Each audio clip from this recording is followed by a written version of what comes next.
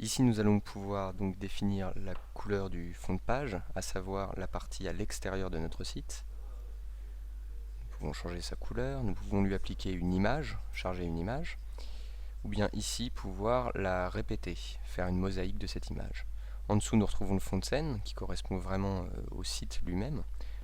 Pareil, nous allons pouvoir définir sa couleur, charger une image et la répéter.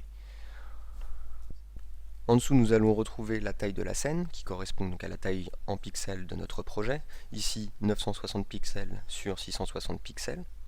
À droite, nous avons la possibilité de choisir directement une taille standard. En dessous se situe le redimensionnement de la scène, qui va nous permettre soit d'avoir une taille fixe, le site aura toujours la même taille sur tous les écrans, soit une taille proportionnelle, ce qui signifie que le site va s'étirer à la taille et à la résolution de l'écran de l'internaute qui visualise votre projet. Pour vérifier les modifications que vous avez effectuées, notamment la couleur du fond de page, la couleur du fond de scène, la taille de votre scène, vous pouvez cliquer sur Aperçu de la scène et avoir un aperçu des couleurs et des proportions que vous avez sélectionnées pour votre projet.